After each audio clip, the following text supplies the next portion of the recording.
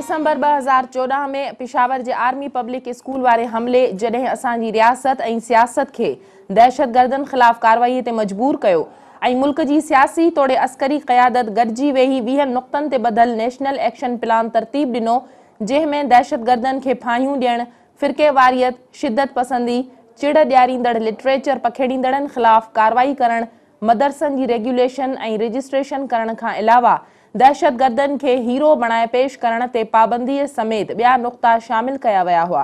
तॾहिं उन national action plan ते अमल कंदे 17 फरवरी 2016 ते पंजाब के अगूणे गवर्नर शहीद सलमान तासीर के कातिल मुमताज़ कादरी के दहशतगर्दी एक्ट तहत मुल्की अदालतन पारां ॾिनल मौत वारी सज़ा के हुकुमनामे ते अमल कंदे खेस फाही ॾिनी वई हुई। पर मुमताज़ कादरी की फाही खां पोइ संदसि जनाज़े तोड़े 40 के मौक़े ते जॾहिं दहशतगर्दन की खामोश हिमायत कंदड़ धुरियूं ऐं क़ुवतूं निकरी मैदान ते आयूं त उन वक्त पूरे मुल्क जा अमुन चाहींदड़ माण्हू हैरत और खौफ की तस्वीर बणिजी विया हुआ।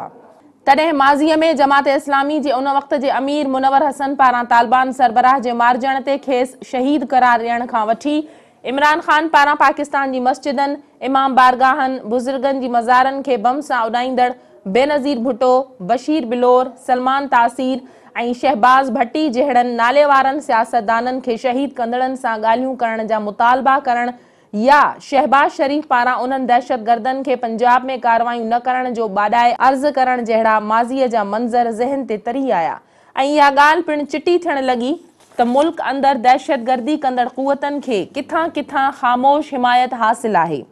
तंहिं करे इहो ख़दशो पैदा थी वियो त एतरी खामोश हिमायत की मौजूदगी में असांजी रियासत, सियासत और क़यादत पारां जोड़ियल नेशनल एक्शन प्लान ते अमल न थी सघंदो। जॾहिं मुल्क अंदर ज़रबे अज़ब और कराची ऑपरेशन शुरू कया विया हुआ, उन वक्त सभिनी के ज़हन में इहो सवाल उभरी पियो हो त पाकिस्तान की फ़ौजी क़यादत वटि इन समूरे मामले जो कहिड़ो मंतकी अंजाम आहे। अगूणे आर्मी चीफ जनरल राहिल शरीफ जो दौर खत्म थियो ही मस हो त 4 जनवरी ते शहीद सलमान तासीर की वरसी वारे ॾींहुं लाहौर में मजहबी इंतहा पसंद दहशतगर्दन जा खामोश हामी साॻिए ही नमूने रोडन ते निकरी आया हुआ।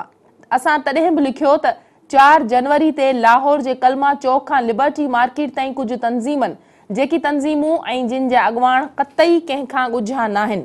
हुजूमन की सूरत में रियासत पारां दहशतगर्द ऐं कातिल करार ॾिनल शख्स के पंहिंजो हीरो करार ॾींदा रहा। छा इहा ग्लोरिफिकेशन न हुई?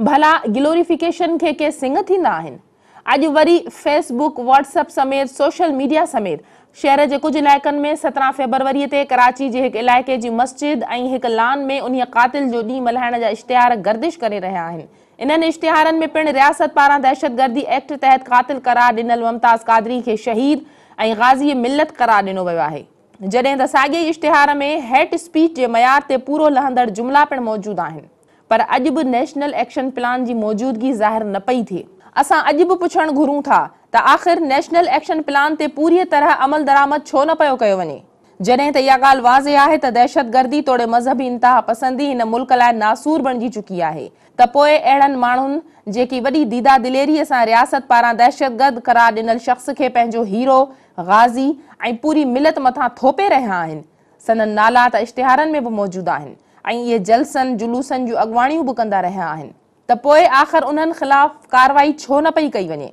तंहिं करे असां सम्झूं था त जेसिताईं नेशनल एक्शन प्लान ते पूरी तरह अमल नथो कयो वञे तेसिताईं दहशतगर्दी ऐं मज़हबी इंतहा पसंदीअ जी पाड़ पटे सघण इम्कान खां ॿाहिरि आहे।